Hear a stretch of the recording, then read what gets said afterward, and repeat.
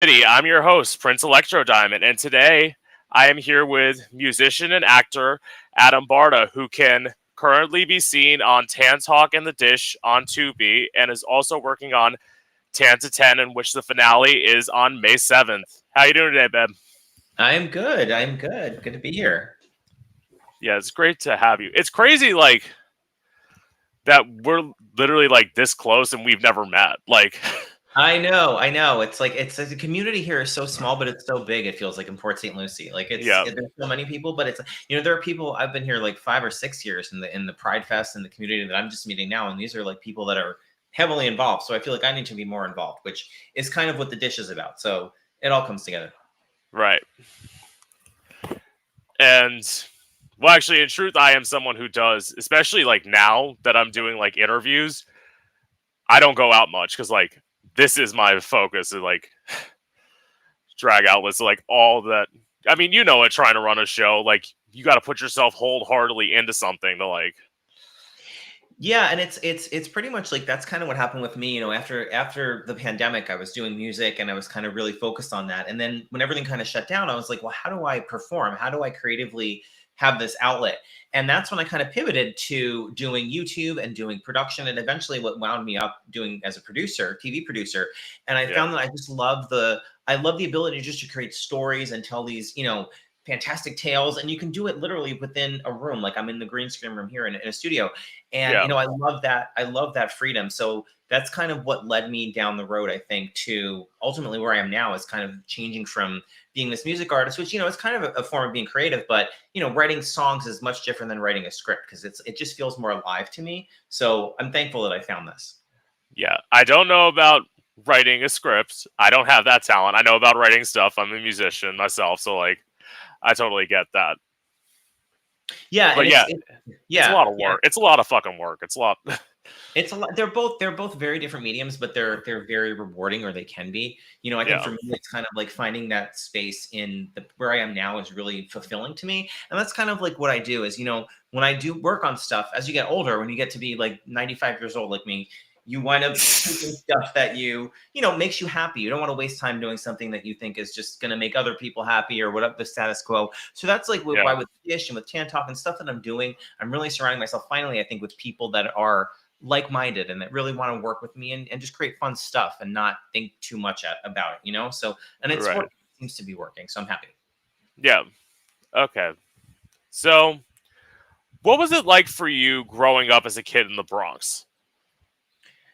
Growing up in as a kid in the Bronx, it was it was different. It was very different. It was a different world, back then. So, life was much simpler. It's so funny because when I was younger, and I'm sure when you were younger, we would Yeah, listen to our parents talk about, or our elders talk about, life is so much different back when I was a kid and blah blah blah. And you would say, yeah, yeah, yeah.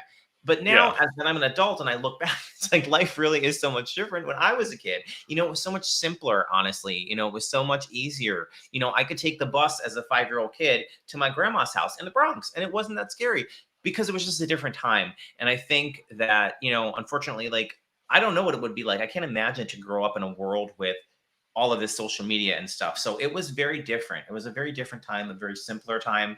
And it was a good time, I think. My first 10 years of life, I think, were probably my favorite, because I had both my parents alive, and just living in the Bronx was really a good experience for me at that point. yeah. I will say, growing up as a kid,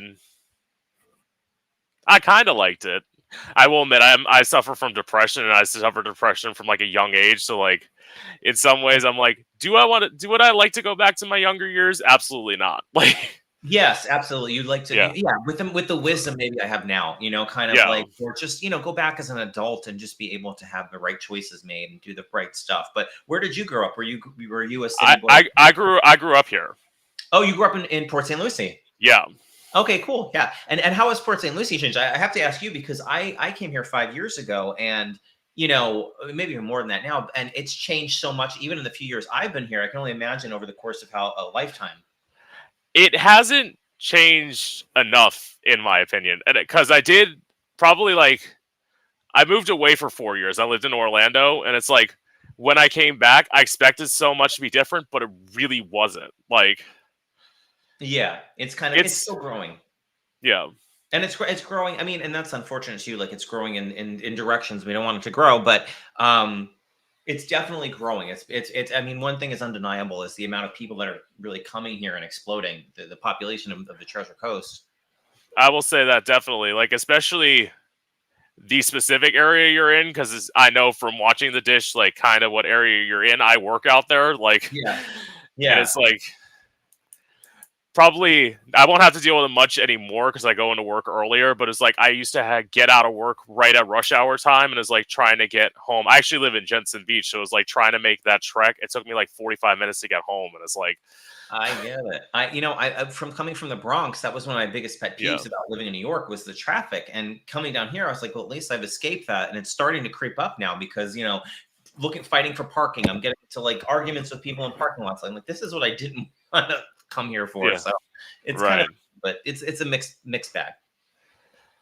yeah. So, what was it like for you coming out? Coming out was a really good experience with my mom. My mom is my biggest hero. She's my biggest supporter. She's in heaven now, but she's always loved me and always supported me. And I look back and I realize how blessed I was because my mom's biggest concern when I came out was not you're gay, you're gonna get a disease, she was, oh my God, these boys better not break your heart. She was worried, it's gonna make me cry. She was worried about Oh, getting my heart broken. And that's the kind of mom she was. So, I look now and I see all the craziness going on. And I feel so bad for these kids that don't have parents like I did that just love them unconditionally. So, I am so thankful that I had her and that I wish everyone could have. And I think the world would be a different place if they had a mom like me. But, I understand that's not the case and you have to take your blessings where you can get them, so. well, okay. I don't get coming out to a mom because I came out about 4 months after my mom died. Mhm. So like I only had to come out to one parent. Coming out to the parent was easy. Coming out in the church wasn't. Mhm. I ended up having, well, okay, I'll make the long story short because I've said this story so many times. Basically, the weekend I came out, I got locked in a mental institution. And was it the people that you were kind of around, like your family and people you trusted that had put you in that position? No, it was a youth minister who I had trusted who put me in that position. My dad was not like, no, my dad was mad. Like, Okay. because it was one of those things where it's like, so I went in like with this like performance idea that I had practiced, but like I'm a gay kid. Like we all have like theatrical idea. Well, not all of us, but a lot of us have like theatrical ideas, Mhm. and we practice them. And that's what I did. And I had one involving a knife, and the youth minister walked out of the room, came back in the room about 5 minutes later. He's like, "You have one of two options. You can either come with me, or I'm calling the cops." And at the time, I was 18, but I was like a little naive, so I kind of thought, well, going with him seems like a smarter idea than having the cops come here. Right. Now in hindsight, I would have had the cops come.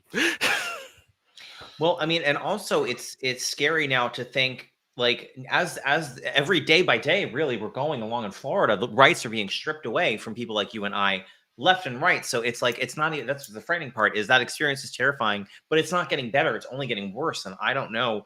I think a lot of people have anxiety about it. How do you deal with it? And I think the way I personally deal with it is I like to laugh and create laughter. So that's kind of pivoting it all back to like what I do is like just creating the dish and these shows as stupid and Yeah, silly as they may seem, it's to make people kind of laugh and forget about some of the because it's just the weight of it is just so grave on us right now as LGBT people. yeah, It's kind of scary. So I feel your experience and I send my heart and yeah. it's Thank I'm you. glad that I can make a little bit of a difference. Yeah, I mean, you're saying that as someone who's like planning on staying in Florida. I'm trying to leave. Like, Yeah, and I don't blame you. I mean, yeah, I personally, if I were you, I would want to. I think it's more of a fact that I always dreamed of living here, and now I don't want to be driven out by crazy people. So it's like yeah, I'm going to stand my ground because my parents they passed away when I was younger. So like it was always their dream to move down here, and I want to achieve that for them. And I'm not going to let some bully get rid of me. However, I personally am to the point where I wish I could leave because I don't want to deal with it, you know? So I get it. I totally get it. And it's also, well, okay. I guess I'll skip down to that question. Is I had it later on, but I'll skip down. So I'm thinking, gay person moving to Florida makes sense. Why here? Like that Well, is good question. Good question. Yeah. So, I had family that lived in Miami and Fort Lauderdale my whole life, and I would come down and visit. And, I would stay as a kid. So I fell in love with South Florida at an early age. And when me and my mom were looking at properties about 10 years ago to start moving down, the market and the state of Florida was such that Port St. Lucie was really a bullseye for really cheap houses, really big, nice, affordable, cheap, but still in driving distance to my family in Fort Lauderdale, Miami, because we couldn't afford it. So it was Yeah. really just luck that this was the cheapest area we could afford to buy a house that was still relatively close to our family.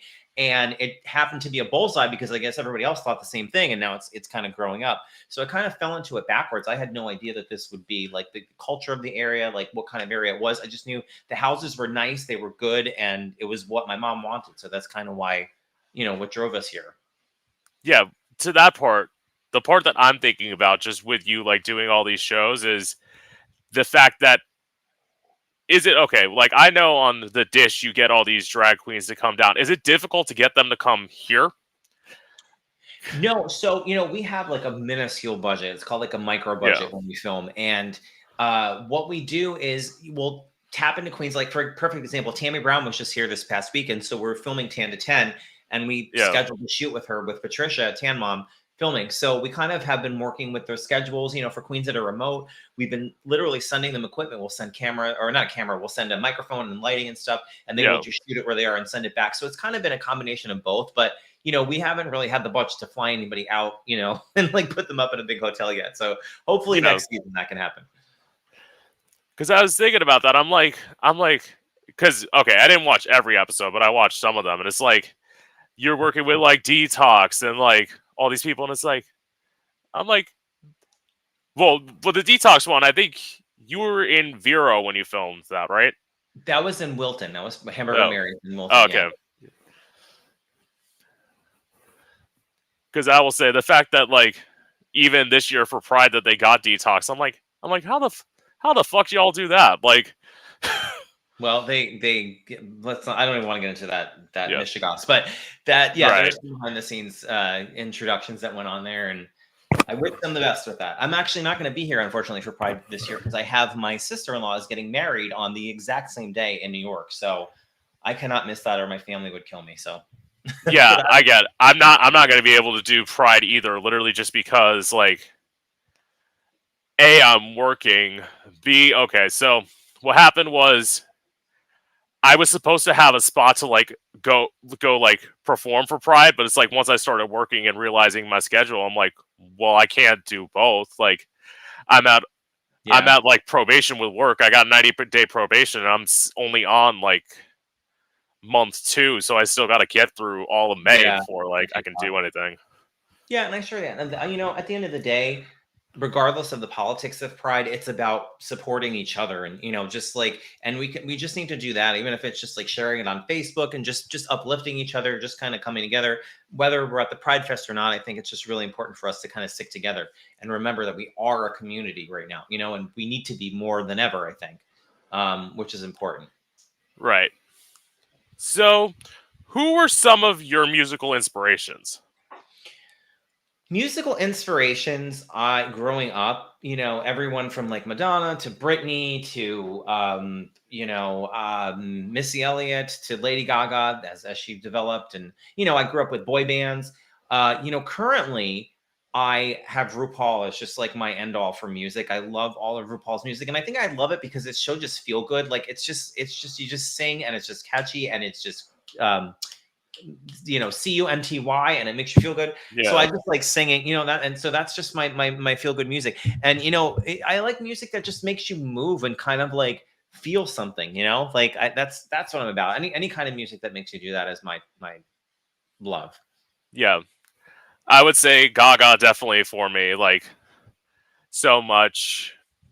Christina Aguilera is like one of my like vocal inspirations of everything. Like She's definitely, yeah, It's those definitely Christina, definitely, Britney, definitely, yeah, all the greats, Mariah. I am not, I'll be honest, like the two people that I don't like a lot, and usually people that are Taylor Swift and Beyonce. I think they are so, I'm gonna get so much. I don't even want to say this. I don't know. I am not a big Taylor Swift. I think there are so many more talented artists than the both of them. I think they're amazing. I think they have. I don't even want to step into this pile of doo doo that I'm getting into here. But yeah. I'm not big fans of either of those. They're too. I don't know. I don't know. Not my Well, cup of okay. Taylor Swift, I would say, and a lot of gays don't agree with this. Until like 1989, I wasn't here for like country Taylor Swift. Once she like started like I Knew You Were Trouble, I kind of started liking Taylor Swift, but it's like and then Reputation, but like I'm not the hugest Taylor Swift fan. Beyonce, Well, I will say this yeah, about Beyonce. I like musically. If I had to pick one of them, I would definitely pick Beyonce because there are so yeah, many Beyonce songs that I love. I mean, I do right, love Beyonce as an artist. I just think it's too much. Like people, their love for her is too much. Taylor Swift, I don't like her at all as an artist, and yeah. I just wish she would go away. But everybody's different strokes for different folks. Like everybody likes different stuff, and that's what makes the world special. So. Well, okay, I'll help you out, and like the gays can cancel me for this too if they want to. I have not heard Beyonce's new album. Like everyone was like, so like I listened to all of them probably up to Lemonade, and then like all of a sudden I just stopped. Like, I'll be honest with you. I haven't listened to any of Taylor Swift's, any of Beyonce's past, probably single ladies. I haven't listened to Madonna's. I really don't listen to CDs, to be honest. Music for me is just like, I like just putting on the stations now, like the Ajuna beats. Like it's just like very trancey, but like very relaxing music, and it just kind of yeah. like work through it. So that's kind of my style too. I mean, I probably should expose myself to more music just to be more cultured, but too busy. Well, Madonna, I will say this, and like hopefully like someone that you and I both know, hopefully Shalita doesn't see this, but like I did not think Madonna's last album was great. Like I'm just putting that out there. Like Yeah, they're all. What was her last? I don't even remember what her last album her was. last album was Madame X. Oh, Like Madame that X. was that was It's like the same. It's like her, Beyonce, even Britney. I want to say like the past few albums have all been like just misses for me because it's just like very generic music. I feel like from all of these people, where they right. used to have unique flavors. Like Britney was Britney, Beyonce was Beyonce, Gaga's Gaga, and now it's like they're all kind of just. I don't know. Maybe it's just becoming too eclectic. Or maybe I'm just becoming an old cranky man. I don't know. This is also possible. Well, I will say with okay. I'll speak to Britney. My favorite album of hers, it's one of her older ones, is Femme Fatale, and I feel like that's when Oh. she was like last in her prime. Mm-hmm. Because Mm-hmm. like Britney Jean and like Glory were bad, but like especially Britney Jean was so like Will I Am generic produced that like Yeah. it just it's a good album to like work out to, but it's not like something I want to like listen to all the time. Right. Like Run a repeat. I'll be honest. Like my favorite probably might be Blackout. I don't know, because it's when oh she was a train wreck, but it was the best. no, that would be my second favorite album of hers. Yeah. Yeah. I love Blackout. So, case are off. Different strokes, different folks. Yeah. Okay. God. Oh. Okay. So, was your first single an overnight success, or was it kind of like just a sleeper hit that like? I don't think it's ever been a hit. I guess it was like, I mean, it was a mildly successful hit. It was a breakout on Billboard. And to me, the coolest thing about that first I Want to Hold You was it was at Abercrombie and Fitch stores. Like all the people, all the models were, listening to it. So that was kind of when it went international for me. But, I think it never really achieved super success, but I was happy with that. I thought that was cool, the Abercrombie and Fitch. Yeah, I mean, like, well, okay, I get what you're saying. You kind of like, in some ways, and I'll ask you about that. You were kind of all the time like an independent artist, right? You didn't have like. Oh, actually, no, I did. I was signed with Ascension Records, which was part of Warner Brothers back in 2009. And that was when we did Standing in the Rain, and they flew us to Puerto Rico to shoot a music video, which wound up being #1 on Logo the following couple months. But that was exciting. And that kind of, I think the label just went defunct. They like went bankrupt. So, but it was a short-lived thing. But yeah, I was signed for like a year or two with an actual label. The rest has been independent. Yeah. By the way, I just want to tell people this is not alcohol. This looks like brandy. It's actually iced tea. So I'm not sipping whiskey while we're. I think. Well, actually, I was gonna say I've had nobody drink on this podcast, and that's not true. That's not true. I literally interviewed my friend in like Manchester, who was literally pretty much drinking the whole time, and like I didn't care. Like, It's fun. I just don't drink. I don't. yeah. So, what was it like working with Kathy Sledge? Kathy's amazing. I always say she would call her Aunt Kathy. She's like an aunt to me because she's so sweet and so nurturing and so insightful. She's got a huge heart. She's very, very warm and very, very caring, nurturing, motherly, sisterly. And I loved her. She's an icon. She's just amazing. Right. And she's one. I will say this: she probably doesn't like get as much recognition as like some of the other like divas of that time, like Donna Summer, like stuff like that.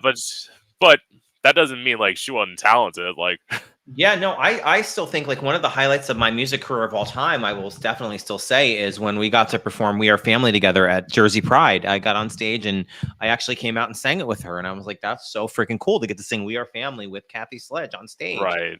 So that was a highlight. Yeah. So how involved are you in the like production slash like engineering of your music? Music, I don't really do anything. All I do with music is write it. I'll just write it and then send it off to Roman Electropoint, who's our fabulous like music producer, and he'll come up with a beat for it. And then, go in the studio and then lay it down, and he does all of his magic and kind of makes it all sound good. So really Electropoint's kind of the magic behind it all. Right. I always ask that because like different artists. I just talked to another musician yesterday, and it's like, as someone who's like, I do it out of like I make beats, but I do it out of kind of like necessity, so I don't have to pay somebody. Yeah. I wish I had that skill. I'll be honest with you. Like I really don't really do music anymore. I've kind of quit. I want to say last year, at least for now, or retired. It just wasn't fulfilling. It wasn't really going anywhere for me. So like, to me, it's just kind of like, I love focusing on and that's that was part of the reason too, is I can't produce my own music. Whereas with the video editing, producing, I can produce my own video content. So I think that was kind of a reason. I'm just realizing this now with you on the air, maybe why I didn't make music as much, because I really couldn't have as much control producing it as I wanted to. So okay, this leads me to like the one non like lyrical track that I know that you have. So then, if you don't do much of like making, what did you do on Open Minded? On what? Isn't that the name of the song, Open Minded? Isn't that? I might be wrong on the title of that. No. I found it on your YouTube channel. That's why I was like, Open Minded. Is it Superficial? no, I do know Superficial. Crap. I'm trying to think. I could have sworn that was the name of it. I might be wrong. But it's like you have like an instrumental track on there, and like I was wondering, like, Let me see. Oh, is that I Told Her? you know what? I'm gonna look it up right now. Yeah, let me know, because I'm curious. Well, I will say this: there are a few other Adam Bartas, and there's a couple other musical Adam Bartas, which is so ridiculous. You do not think that there's so many music, but there are at least 2 other music artists that are Adam Barta. Actually, 3 other music artists that are Adam Barta. So it's possible you found one of their songs. There's a guy that's a religious guy. There's a guy that's a dance artist, and then I think there's another one that does like electro music. Yeah, I think it was what you said, because I was wondering about that. Like, I mean, granted, whoever that Adam Barta is, I like your music too, but it's like, it's so weird. I wonder, like, I would never think Adam Barta was such a popular name either, but I'm like, okay, girl. But yeah, there's been quite a few mix-ups, I think, over the years too, with the religious one, because like, Lord knows I don't do religious music, and he's right. gotten my emails and comments, and he's been so gracious over the years, like, to forward them and all that. I'm like, thank you so much, because I'm sure it's not fun being confused with with me when you're like a super religious guy. So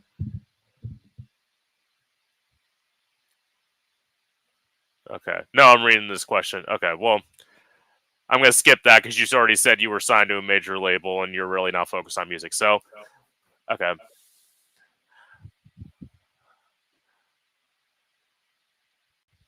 Okay. Here's one, and you may not agree with this statement, but I'll ask this way anyway. Why is it that you believe that most of your success happened on the heels of somebody else? Well, because, I think that's what really I was doing for so many years. I've said this in a couple of interviews where I was kind of spinning and just doing whatever. Notice me, I'm over here. Let me do this, and let me just tag on to whoever's there and try to offer my talent to them and kind of hide in their shadow. And I think really, it got me along the ladder. But at the end of the day, I wasn't putting out projects where I was like, I'm so proud of this. My mom is proud of this. I know she would be. And that's kind of why I was like, I don't want to deal with that anymore. I don't want to chase rainbows. I want to put out content that Adam Barta, even if it gets one view, and because I was getting stuff that was getting millions of views, but it was getting me no positive reaction whatsoever, no fulfillment, no anything. And I was like, if I get one view on something and somebody loves it, like hearing you talk about the dish it gives me chills, just because anybody that talks to me about that, because I'm so proud of it. So I think that's where I kind of had my aha moment. Adam, you don't need to be with other people to be funny and famous and talented. You are already. So that's kind of why I think a lot of my stuff was attached to other people, and I kind of maybe made some missteps, but it all has led me, I think, to the person I am now. So I don't regret it. But I think that's kind of why maybe people think that I attached myself to all these people and trying to be famous. I'm really not. I just was misguided, and I think I've kind of now harnessed that power for the better for me anyway. Well, I mean, okay, in some respects, like, I could totally get where you're coming from with that. With that being said, if you hadn't attached yourself to Tan Mom, I probably wouldn't know who you were, because I first discovered you on the Howard Stern show, probably like a lot of people did. Yeah, and I'm grateful for it. I don't fight it anymore, but I don't chase it. So like, if that kind of stuff comes through, I basically run with it, and I'm like, I'm just gonna keep doing my own thing over here that makes me happy. Because at the end of the day, it's really about my life, what makes me happy. So like, I can't chase stuff with other people just because it's an opportunity. I think it's cool. Yeah, and it's also like, to the music argument, I actually had this discussion with somebody who was like, so you, much like probably you are with the dish, like, my focus has been this. Like, mainly. And I had somebody who like hit me up, who's like one of my followers, like, when are you gonna do music again? I'm like, listen, I work a full-time job. I run a podcast by myself. I have to do all the research myself, because it's not like I have a team. Right. Yep. Like, so it's like, I will do music when I can. It's just, at least the way I view it, I've had more success with this, so that's probably why I focus more on this. And that's what the key is what's making you happy, not what other people think you should be doing. Well, why aren't you doing music? Well, I don't want to do it. You do it. I'm doing this. This is where I'm happy, and that's the criteria I think I set for myself at the beginning of the year. Now, when I take on projects, I'm like, am I going to be happy doing it? Is it going to make me money? And is it going to be something worthwhile? And if it hits at least two of those buckets, then it's probably something I want to do. And it's also like, I know you're a man, but you're also a gay man, so like, you're probably gonna get put into the category, like, as you said, you're not. I'm not trying to point this out, but I'm just stating the obvious. You're not exactly young, right? So it's like, no spring chicken here. So it's like, you can only do like so much before people are gonna be like, especially like a label. They're going to be like, so let me get this straight. You're 40 something and all of a sudden you're going to want me to put out music for you? It's like, maybe if you had talked to me 10 years ago, I could have given you an opportunity, but it's like, now you're like, quote unquote, too old. I think it's ridiculous, but like, yeah, I mean, and that's what it is people, it's like a cake. It takes time to bake. So people can't expect me. Some people, pop out sooner, but everybody bakes for a while in the oven. And then you come out and your experiences are what make you. So, baking in the oven for me was going through all the Tan Moms and the Octo Moms and all that stuff, and kind of realizing who I am as a person. I'm not the person that I realize I don't like all the chaos, but what I do like is making fun of the chaos. Like I love chaotic comedy. I guess I just made that up, but I Yeah. love the chaotic type comedy where things, stuff's falling off the wall, people are scrambling. Oh my god! I mean, that makes me laugh. It's like almost like the Benny Hill skits, and and I Yeah. think that's kind of where it's at with the dish too. You see, like with Cynthia with the crown falling and all that stuff. Right. So that's kind of my genre.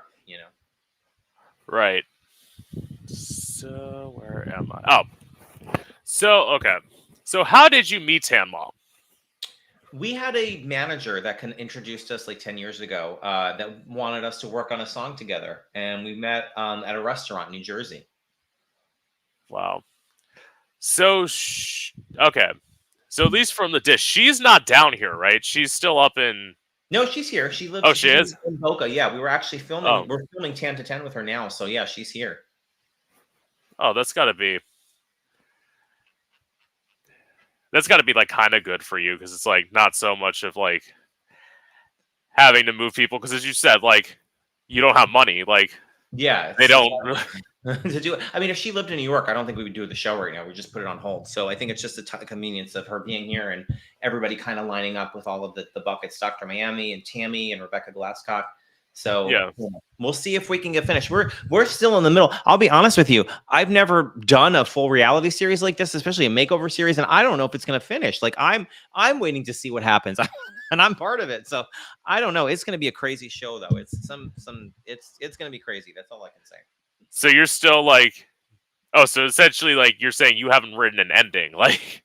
Well, it's a reality. It's docu. So yeah, it's a reality. So the ending is, we don't know the ending. We have stuff planned, and we have the May 7th event, which is going to be our series finale taping. But we don't know what's going to happen. We've had some craziness over at Hamburger Mary's. I can't talk about it because it's going to give it away. Right. But it's quite a show. So okay.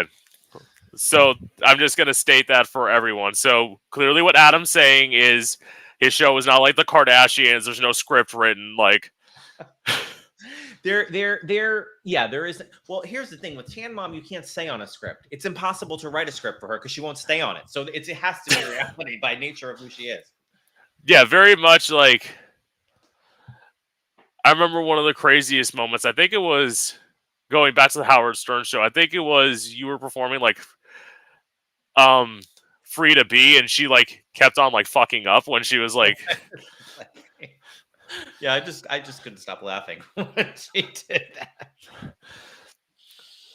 So I mean I would get it. Like I would say I always think about like the fact of like at some point, like if I wanted to star in a movie, but then like I think of how am I going to remember a script? Like right, exactly. It's trust me, I did that too. It's hard. It is not easy to remember lines and to do all that stuff. That is a whole separate talent.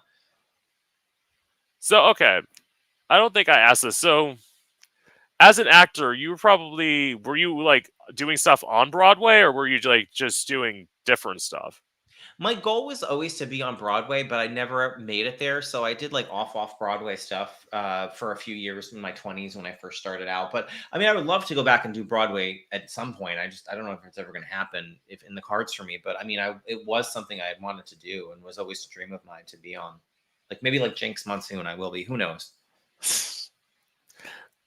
Yeah, I mean, we'll see. So okay. So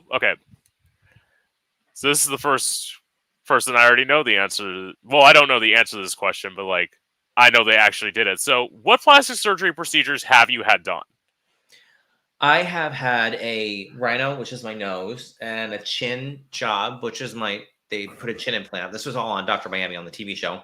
Yeah. And that's really it. And then other than that, it's just been a lot of fillers and Botox, like a lot over the years, like tons. But that's really been it.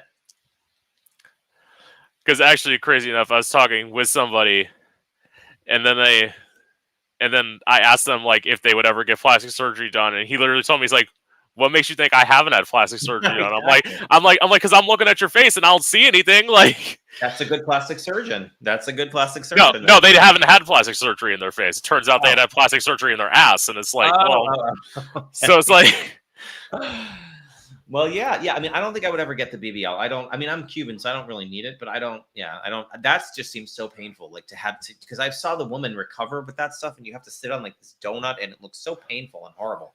Well, this is the thing. Like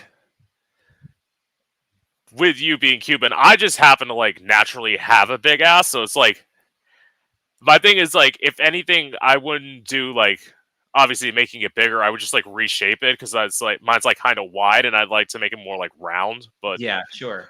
But that's not like something necessary. So like Get some underwear. You can do it with underwear. Just push up yeah, underwear.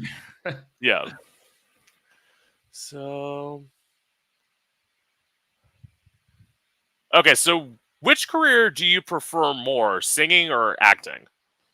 Definitely, are acting. Definitely acting. I think acting. Yeah, I much prefer acting and producing. Yeah, that one was. I'm trying to think on my end. Which do I prefer doing, singing or hosting? I actually like. In truth, like I think I've done music so much, and it took like so long that like once I got to start like interviewing people, I actually like loved doing this more. Yeah, you get into it. Yeah, totally. Exactly. And that's what happened to me. Like once I started doing it, I was like, wow, I really love this doing this, you know? Yeah. Oh. Okay.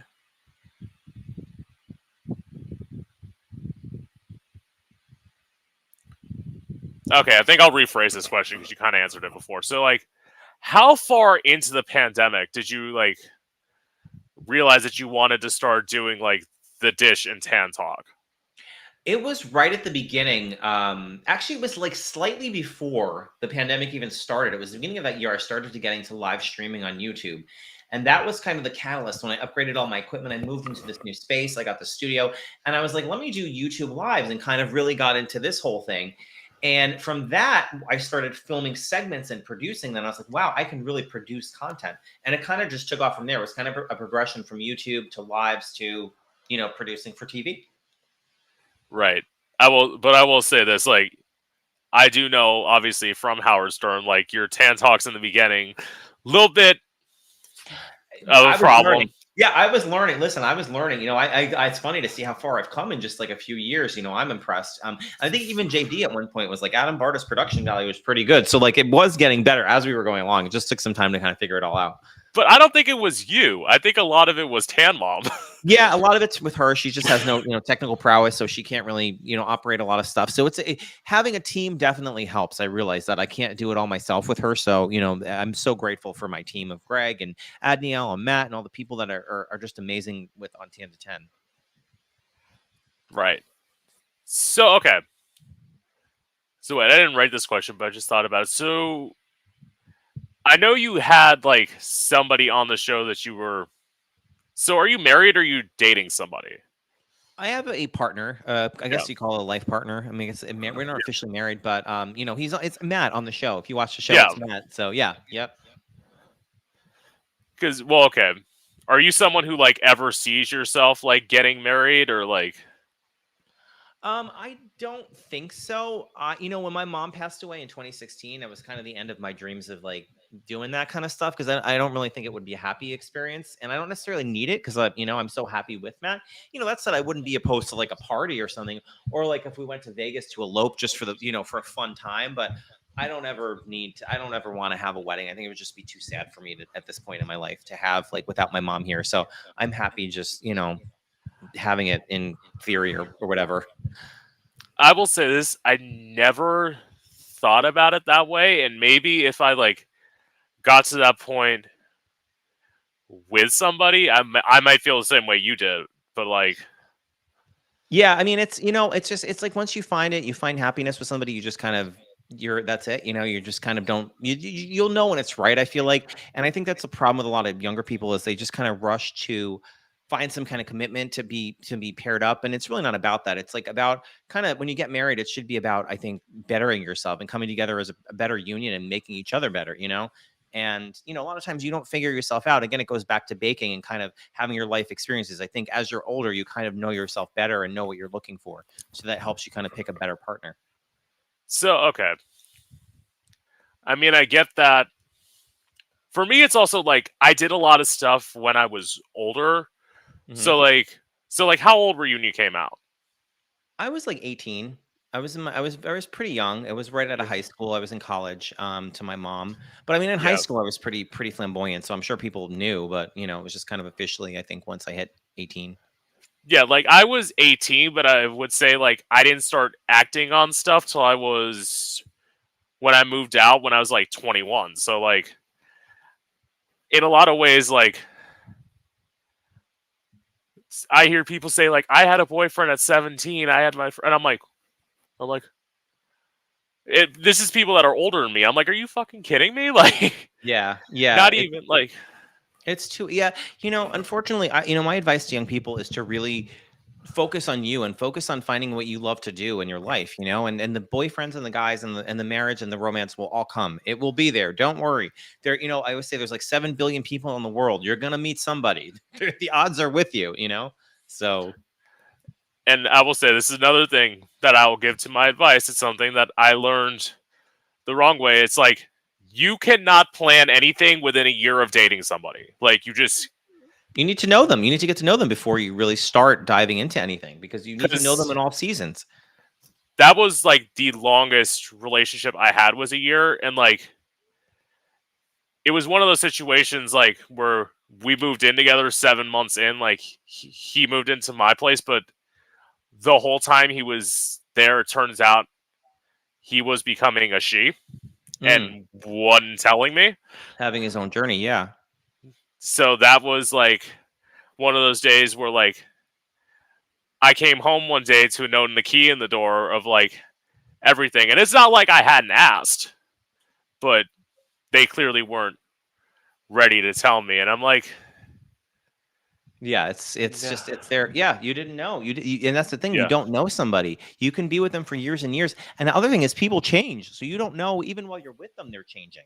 And the point of the right person is somebody that's going to change and grow with you, not apart from you. So right. that's the trick to find. And really that comes with a friendship. People jump into romance. You need to really develop a friendship because the boyfriend, girlfriend, they have to be your friend. Because if somebody's just an object of lust or obsession, it's just not doesn't work out. But it's also like, you say that now, and it's like, but when you're younger, I would say like you let your hormones control you more. And you do, yeah, for Yeah, sure. And that's part of life, it happens. It happens. Just be safe. That's all you can do. right. But I will say like that's one thing where like I am single now. I am happily single now. Like Mm-hmm. I'm the person Enjoy your life. who says like if you need to have fun, get yourself a friends with benefits and like just live Hey, from it that. works. Just Yeah, as long as you're happy internally, that's what's important. and it's also like I know. Speaking of me like wanting to move, I know I want to move at some point soon. I don't want to be in a relationship with somebody and then say like, "Well, I'm leaving. Do you want to come with me or not?" And then like Right. that's No, I totally get that. Yeah. You can't put ultimatums on people. You ultimately have to be free in what you're doing and you have to be a partner. You have to be on the same page. right. So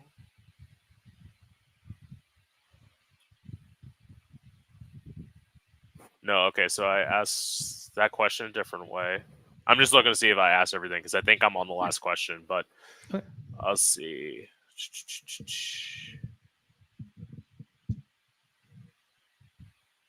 Oh, okay.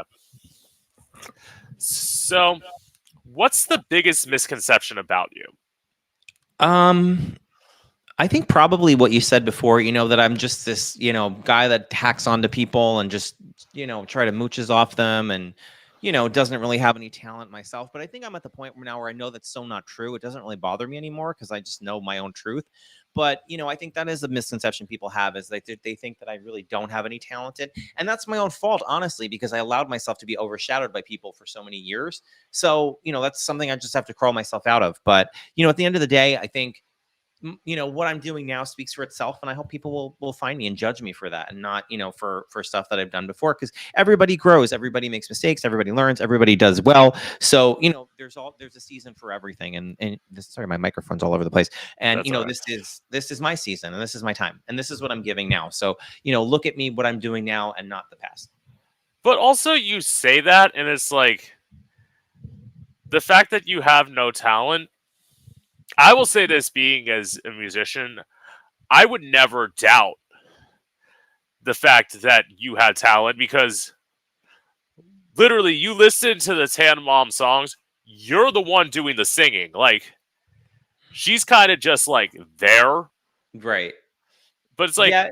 you clearly had talent. And like anyone who wants to say like you weren't vocally talented, although I shouldn't say that, because there are some people who think they have the most amazing voice in the world, and then they go on American Idol, and it turns out that they don't. And I'm like, Exactly. It's like, girl. and it's like, don't you have friends? Like,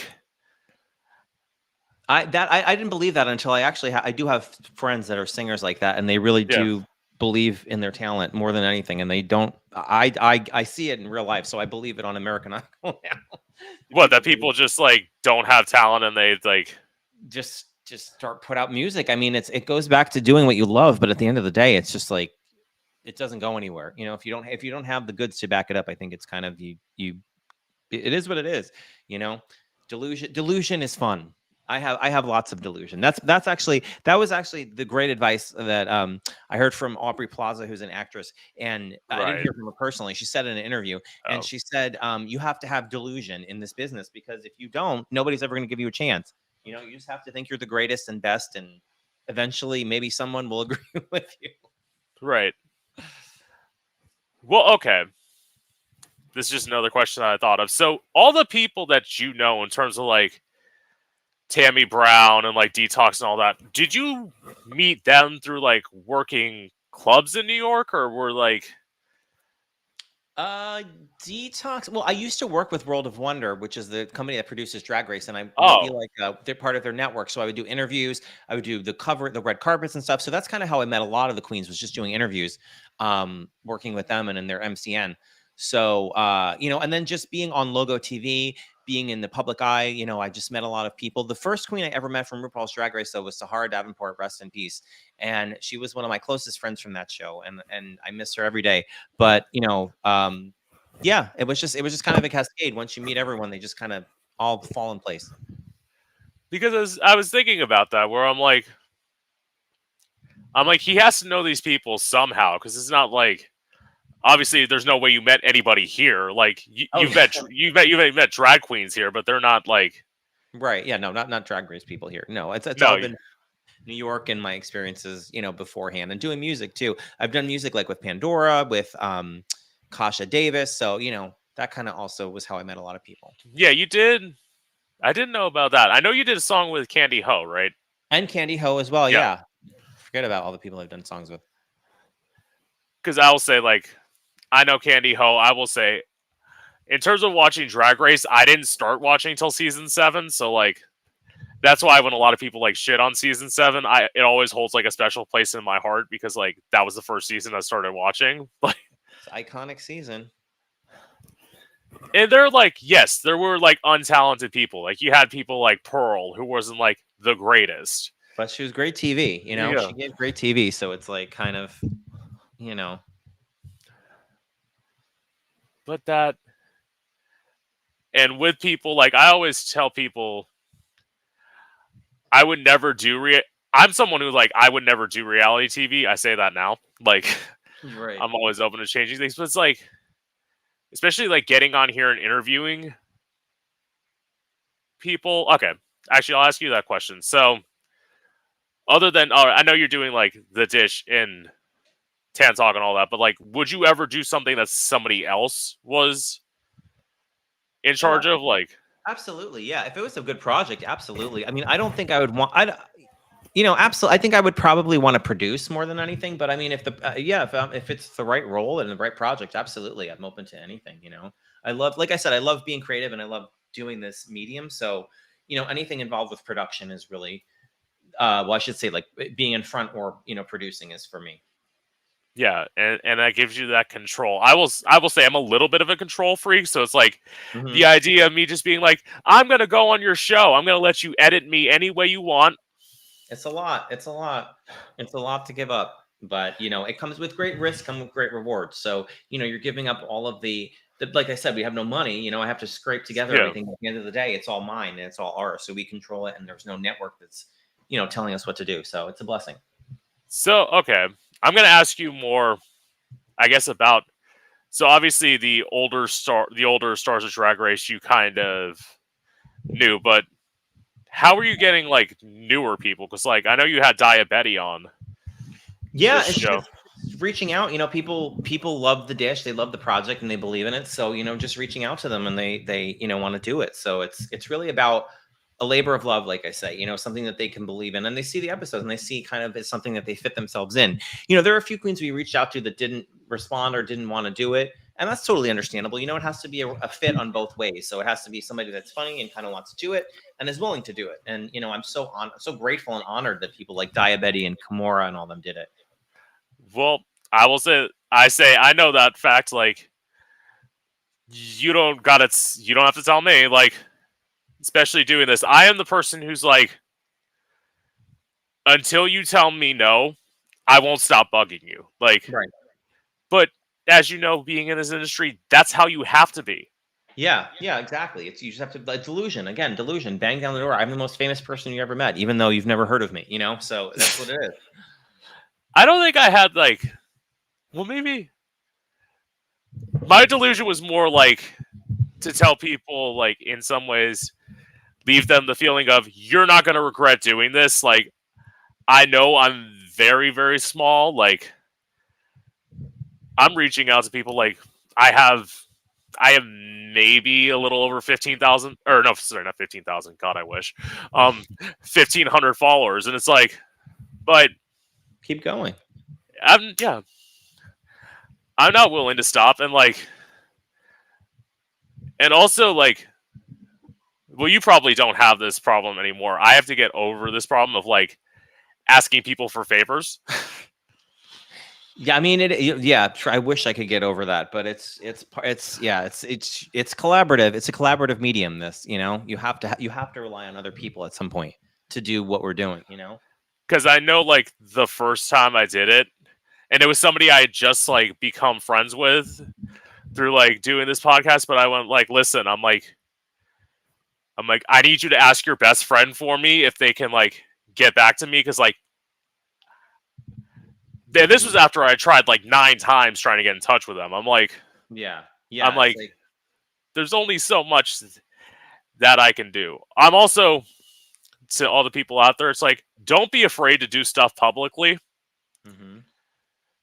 because everyone thinks like the secret is DMs and all of this, and it's like that doesn't work sometimes. Like, Well, I'll give you a story, and then I actually have to go in a minute because I do have right, something at 5:35. But yeah, I want to tell you this story about Margaret Cho. I actually started working with Margaret Cho because somebody tweeted at her. They were like, "Would you love to work with Adam Barta?" And we just started communicating, and it wound up me going to her house, spending the week there, I think, and we recorded a wow, song together. So you never know what's going to happen. You just got to take the chance. I mean, don't put anything stupid out there publicly, but you have to really take a chance. You never know. And celebrities are on social media more than ever. So, and now they're all about to get unverified, so they're easier to access than ever. oh yeah, especially like Elon Musk is a genius that he is, and like We're all all that gonna get shit. them. You can easily message anybody at this point, and they'll see it. So don't be Right. afraid. Is my best advice. Right. Okay. Yeah. So, right. So, yeah. So we're good. All right. With that being said, it's great talking to you.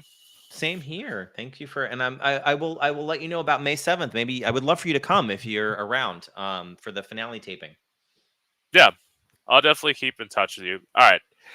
With that being said, this has been Gay Out the City. I'm your host, Prince Electro Diamond, and I hope you've enjoyed. All Thank right. you. You're welcome.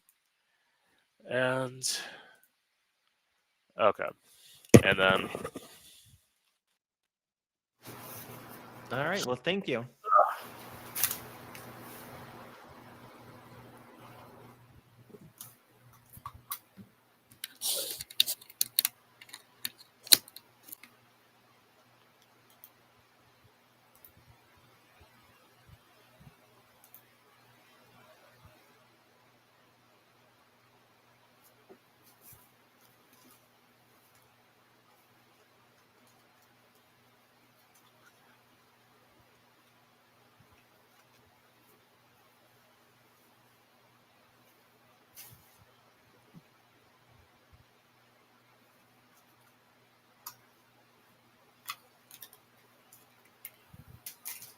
Let's see. So, why did I say 7-8?